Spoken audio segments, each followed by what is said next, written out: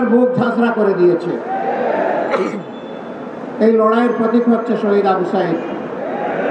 হাতের মধ্যে কোনো আগ্নেয়াস্ত্র ছিল না, বোমা ছিল না, ককটেল ছিল না, খালি হাতে আরেক হাতে রাবারের একটা স্টিক নিয়ে সে দাঁড়িয়েছিল।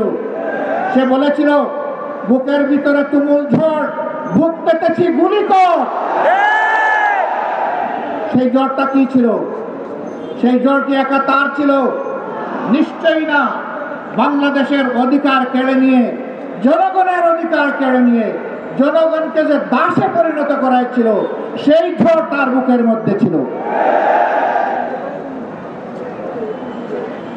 এত রক্ত, এত ত্যাগ, এরপরে আমরা যেটাকে বলা হচ্ছে দ্বিতীয় স্বাধীনতা, এই স্বাধীনতার প্রতি সম্মান দেখানো এখন আমাদের নাগরিক এবং জাতীয় দায়িত্ব। জীবন দিয়ে যারা বিদায় নিয়েছে তারাও আমাদের জাতীয় বীর। এই লড়াইয়ের ময়দানে দেশে বিদেশে যারা শহীদ হয়েছে তারাও আমাদের জাতীয় বীর। আমরা জাতীয় বীর দেখে আমাদের উচ্চ শিখরে রেখে তাদেরকে আমরা সম্মান জানাতে চাই। জাতীয় বীরদের এই অবদান কোনো ব্যক্তি, কোনো পরিবার, কোনো গোষ্ঠী, কোনো দলের লোলক দৃষ্টির সামনে এটা যেন হারিয়ে না যায়। বাংলাদেশের জনগণকে পাহারা দিতে হবে। আপনারা পাহারা দিতে পারবেন?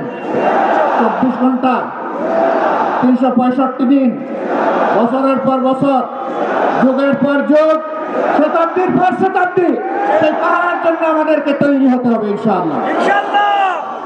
আজকের এই র্যালি থেকে আমরা জানিয়ে দিতে চাই, বারবার বুকে রক্ত দিয়ে যে জাতির স্বাধীনতা আনতে পারে, সেই জাতির সন্তানেরা আর এই স্বাধীনতা কাউকে আর চিন্তাই করতে দেবে না ইনশাআল্লাহ।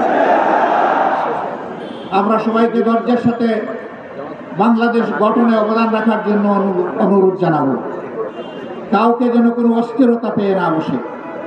আমরা পরিষ্কার বলে দিয়েছি, 15.5 বছরে কিছু আবর্জনা, কিছু জঞ্জাল তৈরি হয়েছে, সেই জঞ্জাল পরিষ্কার করতে হবে। নির্বাচনের সুষ্ঠু পরিবেশ নিশ্চিত করতে হবে। জনগণের ভোটার তালিকা শুদ্ধ এবং সুষ্ঠু করতে হবে।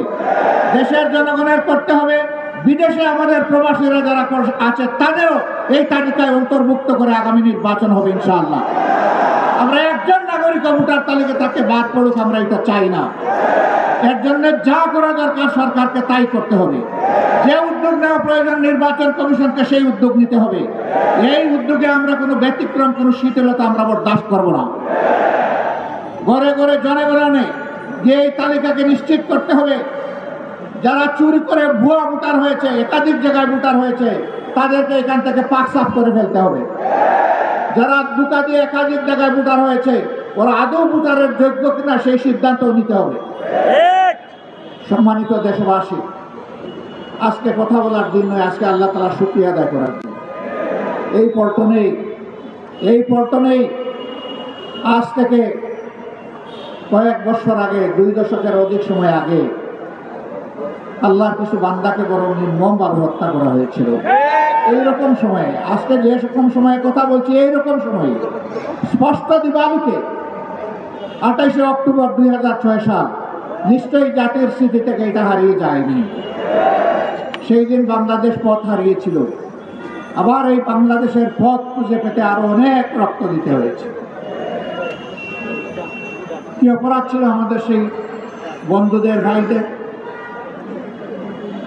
তাদের কোনো অপরাধের কথা আজ পর্যন্ত কেউ বলতে পারলো না। নিরপরাধ এই মানুষগুলোকে পিটিয়ে শুধু হত্যাই করা হলো না, তাদের নিতর দহর উপর উঠে তারা লাফালাফি, নাচানাচি করেছিল। এরা কি মানুষ না পশু? না, এরা পশু নয়। আল্লাহ তাআলার ভাষায় এরা পশুর চাইতে নিকৃষ্ট। কালানাম বালহুম আদাল্ল। আল্লাহ প্রথমে বলছেন বিবেক দিয়েছি, বিবেক অনুযায়ী কাজ করে নাই। আল্লাহ বলছেন এরা পশু। আবার আল্লাহ বলতেছেন আমি পশুকে বিবেক দেই নাই, এদেরকে বিবেক দিয়েছিলাম, এরা পশুর মতো কাজ করেছে, অতএব এরা পশু নয়, তার চাইতেও নিকৃষ্ট।